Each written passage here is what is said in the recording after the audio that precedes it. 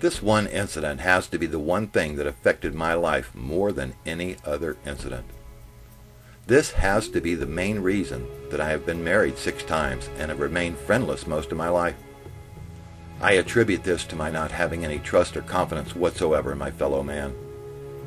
Ever since this day that this happened, I've not been able to hug or get close to anyone, including my own children. For many years, I attributed these feelings to the physical, emotional, verbal, and sexual abuse that we young children suffered at the hands of our caretakers while living at the Children's Home Society Orphanage in Jacksonville, Florida. The name of this story is The Horrors of the White House. I was 12 or 13 years old, living at the Florida School for Boys Reformatory at Marianna. When they called me to the head office, they told me that I would soon visit the White House. That was a torture room for boys who broke one of the many rules or tried to escape. I was sent to the reform school for running away from the Children's Home Society Orphanage in Jacksonville. I had been what I call incarcerated there for 10 years for the crime of having no parents to care for me. When I heard they were taking me to the White House, an extreme fear came over me. I almost passed out, and I was trembling so badly that my legs collapsed under me. I fell to the floor and I just lay there. One of the men told me to get my sorry butt up and sit down on the hard wooden bench outside the office. I waited there for 2 men who would come to take me to the White House. I knew their routine well, as I'd heard about it from many of the other boys who had been taken there. Other than the time I learned I had cancer and would die within 6 months, I have never known more fear than when I was told I was being taken to this terrible, terrible place.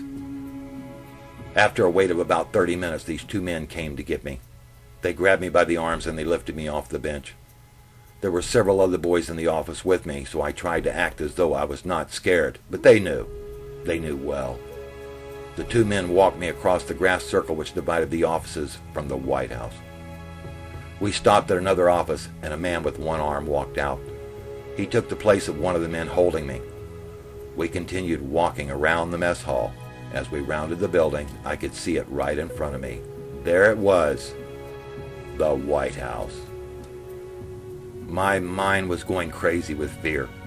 My thoughts seemed to be swimming in a circle like a cat that had been thrown into a cold river. I was so scared I could not even think straight. Words were coming out of my mouth before I could even think of what I was attempting to say. I was trying to decide if I should run or hide or maybe even kill myself. Anything was better than what was going to happen to me in there. When we reached the door, one of the men took out his keys and stuck it in the lock. I looked back over my shoulder and I saw about 50 boys. They stared in dead silence. As the door opened, an ungodly odor filled my nose and I could hardly breathe. I remember trying to step up through the doorway, but the odor was so overwhelming that I fell into the short hallway inside. One of the men reached up and turned on a large fan, which muffled the screams of the boys when they were being beaten. Then he grabbed me by the back of the shirt and jerked it up around my neck, choking me. One of the buttons fell off my shirt and hit the floor and rolled very slowly around the corner. Almost everything was happening in slow motion. My whole body was just numb, and it was very difficult for me to breathe. I tried to pull the shirt from around my neck, but the man jerked it up once again and then hit me on the top of the head with his knuckles. I hit the floor and bloodied my nose from the impact. At that point, I was not walking at all. My legs wouldn't even work. The 2 men picked me up and they carried me into a small room.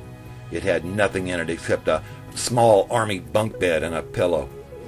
They put me down on the floor and ordered me to lie on the bed facing the wall. Crying, I pulled myself up on the edge of the bed and I wiped the blood from my nose onto my shirt sleeve. When I looked at the men's faces, they were plain cold and hard. They had no expression whatsoever. I did what they told me to do. One of the men said to move my hands to the top bunk bed and grab the bar at the headboard. I did so as quickly as I could. Not one sound could be heard other than that loud fan. I felt one of the men reach under the pillow and slowly pull out something. I turned over quickly and looked at one of the men who was standing near me. He had a large leather strap in his hand. "Turn your goddamn head back toward the wall, you little bastard!" he yelled. I knew what was going to happen, and I knew it was going to be very bad. I had been told what to expect by some of the other boys who were taken to the White House. I never heard from some of them ever again after they went there. I also heard this giant leather strap was made of 2 pieces of leather with a piece of sheet metal sewn in between the 2 halves. Again, everything was silent. I remember tightening my buttocks as tight as I could. Then I waited and I waited and I waited. I remember someone taking a breath, then a footstep. I turned over very quickly and looked at the man with the leather strap, and there was this ungodly look on his face, and I knew that he was going to beat me to death. I will never forget that look for as long as I live.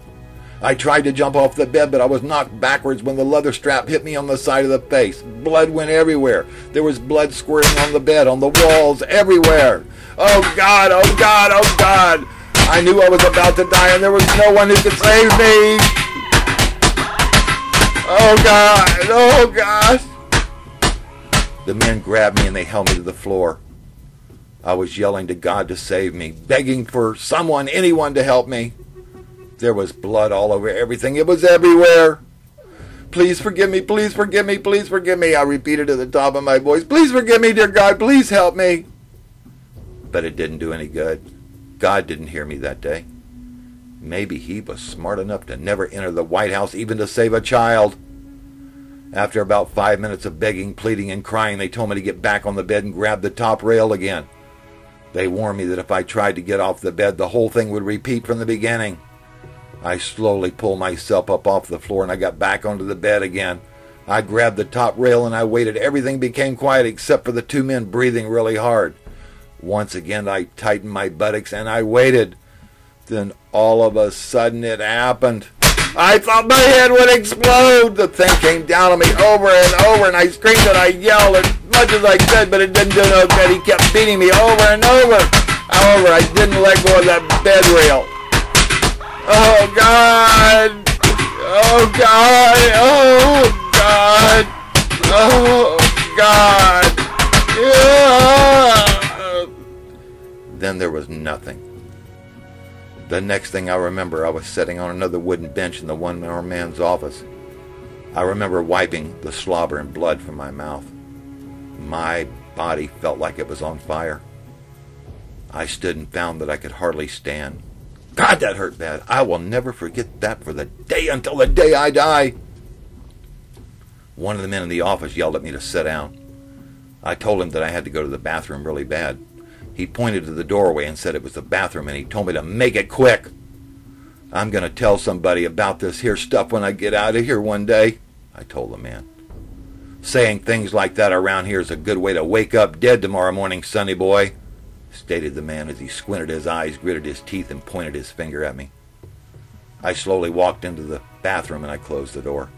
I looked in the mirror. There was dried blood all over my back and blue face, my hair, and in my mouth. I took my torn shirt off, which was hanging in my waistband of my pants, and then I turned around and I looked myself in the mirror. My back was black and blue and also bloody. I almost panicked out of my mind when I saw my reflection in the mirror. I looked like a monster. I couldn't even tell who I was anymore. I started to cry, but I covered my mouth with both hands so no other boys would hear me. I loosened my belt buckle to get my pants down. It was very painful, but the worst was yet to come. Once they were down, I noticed that my legs were bloody and my skin was totally black in color. I stood over the toilet and tried to urinate, but it wouldn't come out. I decided to take down my underwear and sit on the toilet until I could go, but the underwear wouldn't come off. They were stuck to my rear end and legs. The cotton material had been beaten into the skin of my buttocks and was dried with blood. I pulled my pants back up and washed my face, mainly because I didn't want the other boys to see that I'd been crying. I was so scared that I was shaking all over, and I just couldn't quit shaking. Finally, I walked back into the outer office, and I saw Mr. Sealander, my cottage house parent, standing by the doorway. He took me back to my cottage, then he called the office to complain about what had happened to me. Then he took me to the hospital where the old nurse, Miss Womack, soaked me in Epsom salts, and Dr. Wexler sutured up my wounds to my buttocks. With tweezers, she pulled out the remaining pieces of underwear from my skin. Then she petted that big, ugly cat of hers, and she sent me away. Why was this done to me? I never knew until years later why I was beaten like that. They did it because I said the word shit when I slipped on the diving board of the pool. I don't ever remember saying that kind of word. I never was a boy who cursed. I will never forget for as long as I live that vicious beating done to me without even knowing why. I will never forget the monster that I saw in the mirror that day. It was terrible. I will never forget what adults are capable of doing to a child. I will never forget that the state of Florida was behind what happened to me and to many, many other boys just for running away from an abusive orphanage. I don't hold any grudges against those men. If Mr. Hatton had not beat me, another man would have done the job. Those were the rules. To them, it was just a job they were paid to do. However, I've always wondered if Mr. Hatton was ever troubled the least little bit by that beating. I have always wondered if Mr. Robert Curry, the psychologist, got a thrill out of putting a 12 or 13-year-old boy in his place like that. I thank you for carrying Mr. Sealander wherever you are. I want to thank you for your kindness and understanding. Because of that one kind deed, I have learned to somewhat trust, respect, and take the word of my fellow man at age 62. Thank you for being kind to me. Thank you for making me feel that I had a worth to somebody. I will always remember, respect, and love you for that kindness. Roger. That beating had to be one of the most horrible experiences of my life. Far worse than the physical, emotional, verbal, and sexual abuse that I suffered at the Children's Home Society in Jacksonville, Florida. There is very little doubt in my mind that this beating was the direct cause of my having been married 6 times. Divorce is caused because of my inability to love and trust others. An entire lifetime of having no true friends because I could not allow myself to ever trust anyone. I've been asked many times, considering all the abuses that I took as a child, why I did not become an alcoholic, a drug addict, or commit suicide like some of the other children who came from that same orphanage. I know the reason very well. It was because I had to stay fully alert at all times in order to protect myself from the horrors of the White House.